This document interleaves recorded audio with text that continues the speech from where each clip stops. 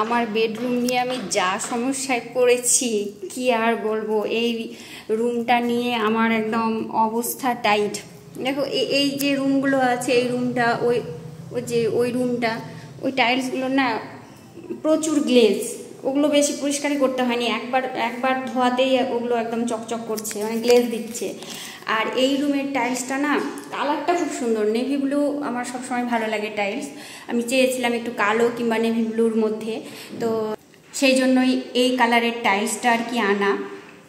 কিন্তু টাইলসের গ্লেজটা মনে হয় কম, 3-4 দিন হয়ে গেল ধোয়া, তবুও গ্লেজই আসছে না। তারপরে ওই দিন তো একটা ভিডিও দিলাম যে রব মাখিয়ে রেখেছিলাম, দুপুরে ধুয়েছি, তারপরে এগুলো মোছামুছি করছিলাম থিনার দিয়ে, তো তারপরেও হয়নি। এরপরে কি করেছি, কালকে সকালবেলা আবার স্কচ ব্রাইট দিয়ে ঘষে ঘষে ঘষে ঘষে আমার হাতের অবস্থা শেষ, একদম হাত পুরো আমার জ্বালা করছিল। তাও ভাবলাম কি যে না, তাও টাইলসটা ঠিক হোক। পরে সমস্ত ঘরে, দেখো এত বড় ঘরে আমি স্কচ ব্রাইট দিয়ে হাত দিয়ে ঘষে ঘষে ঘষে ঘষে বেশি করে রব মাখিয়ে রেখেছি। মানে আগের দিন তো জল দিয়ে মাখিয়ে রেখেছিলাম, আর কালকে হচ্ছে আমি শুধু রফই মাখিয়েছি, মানে আর জল টল মিশাইনি। তারপরে আজকে সকালে ভালো করে আবারও ঘষলাম স্কচ ব্রাইট দিয়ে, ঘষে তারপরে ধুয়ে দিয়েছি। দেখো আজকে গ্লেজটা এসেছে। এরপরে আবার থিনারটা মনে হয় শেষ হয়ে গেছে, দেখতে পেলাম না, নাহলে থিনার দিয়ে আবারও মুছে দিতাম।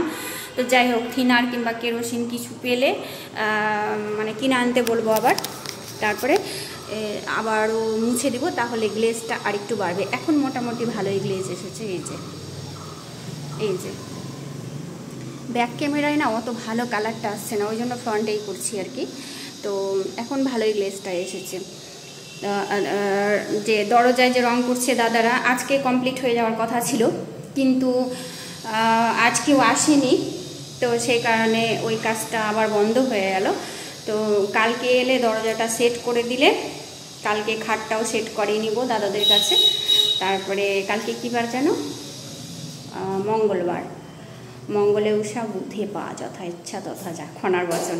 যাই কাল পরশুর মধ্যে গৃহপ্রবেশ করব। পরে একদিন ভালো দিন দেখে, গরমের ছুটি যে পড়বে, তো তখন একদিন কীর্তন করাবো ঘরে। তো বেডরুমে কাল পরশুর মধ্যে ঢুকে যাব, সব জিনিসপত্র আনা শুরু করে দিয়েছি।